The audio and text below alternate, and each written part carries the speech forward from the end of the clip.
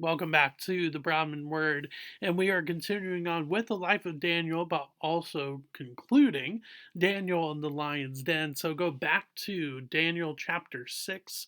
We are picking up at verse 16, and we will finish the rest of the chapter. So definitely a big part of this passage is Daniel's faith and his faithfulness to God and God's faithfulness to him. So far, we've seen Daniel's faithfulness to God and praying, even though there was a law that said that you could only pray to the king. Daniel obviously refuses that and prays to his God anyways. But because of that, he is sentenced to go to the lion's den. And yes, the king has seen that he has been duped by the other officials, but there is nothing that he can do according to their law, to the law of the Medes and the Persians. And so, therefore, Daniel is sent to the lion's den. So let's pick up in verse 16. Then the king commanded, and Daniel was brought and cast into the den of lions. The king declared to Daniel, May your God, whom you serve continually, deliver you. And a stone was brought and laid on the mouth of the den, and the king sealed it with his own signet and with the signet of his lords, that nothing might be changed concerning Daniel.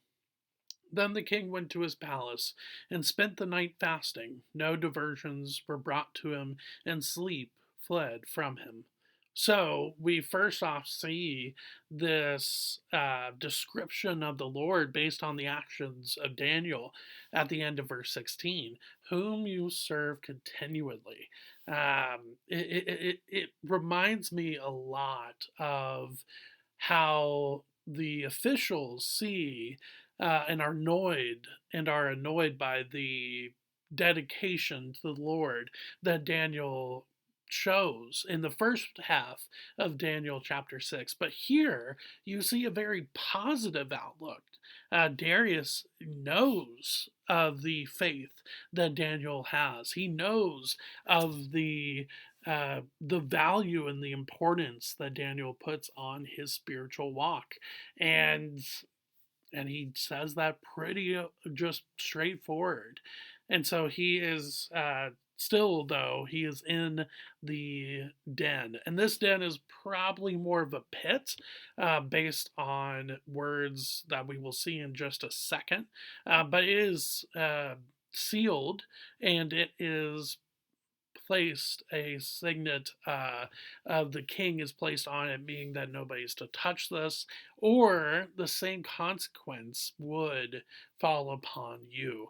So basically, there is no way that Daniel could have been brought up out of the pit by somebody else and then return to it later so it appears that he survived the night. No, that is definitely not the case.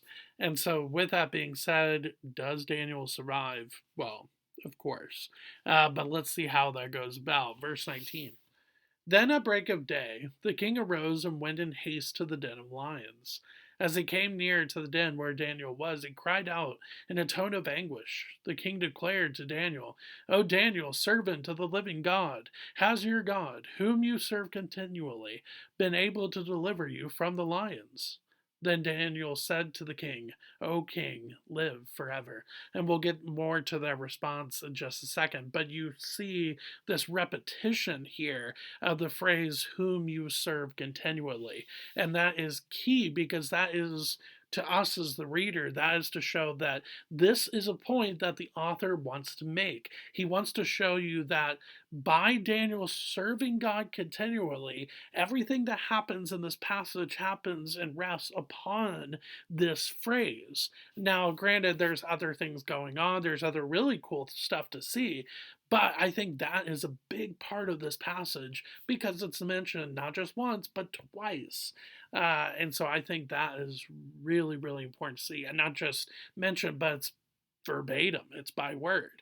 And he's also, it's cool to see too that he's described as the servant of the living God, whereas before it was just God whom you serve continuously. Now it's servant of the living God, which again is interesting to see that change within Darius.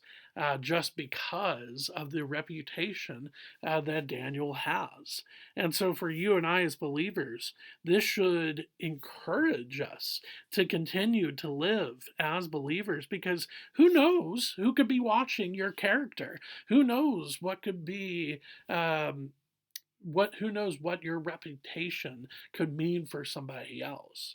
Now, does Darius believe in the Lord? Is he like an actual follower of the Lord at the end of this?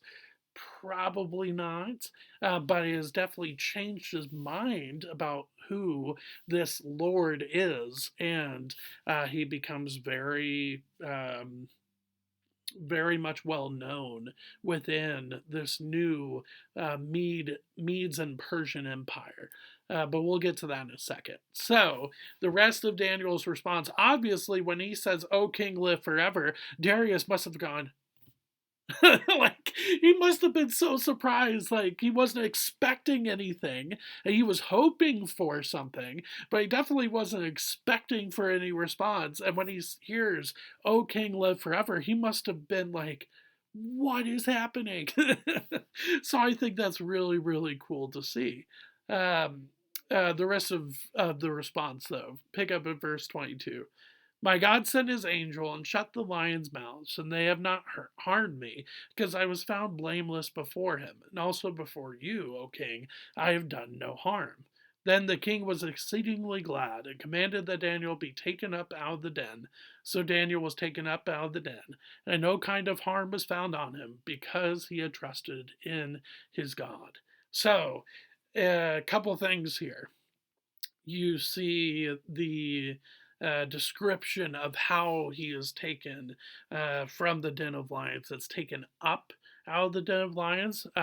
Could that be taken up as in a metaphorical sense, that he's taken up out of from death into life, and he's just, walked out of the den? Maybe, but I think it's literally he's taken up out of the den, and therefore it was more like a pit than a cave, for instance.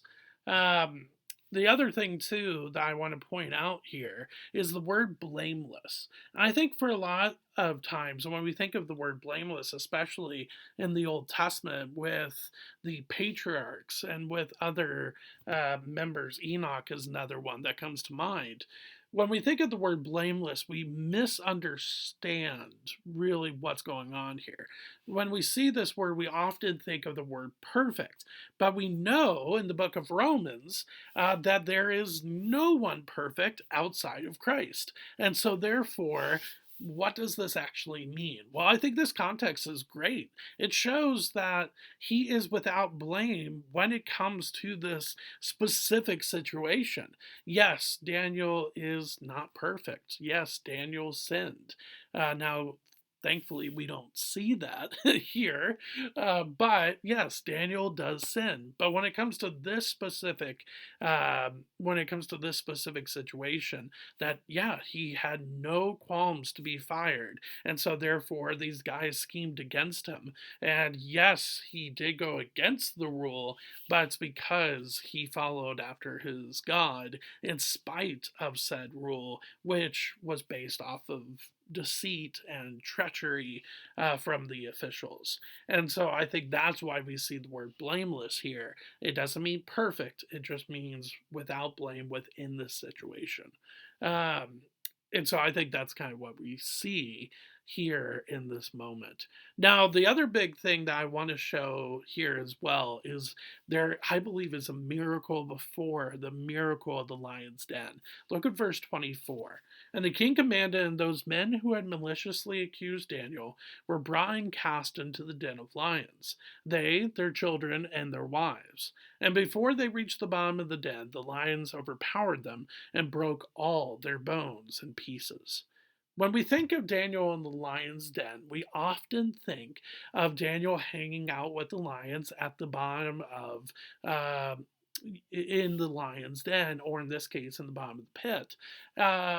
And Yes, that is a miracle. Don't get me wrong. It is remarkable that the Lord steps in and shuts their mouths. It is incredible, based off of the fact that they were clearly hungry, and two, it makes a lot of sense biologically that they could do this, based on, I believe that there were rock levels within this pit that they could jump to and from.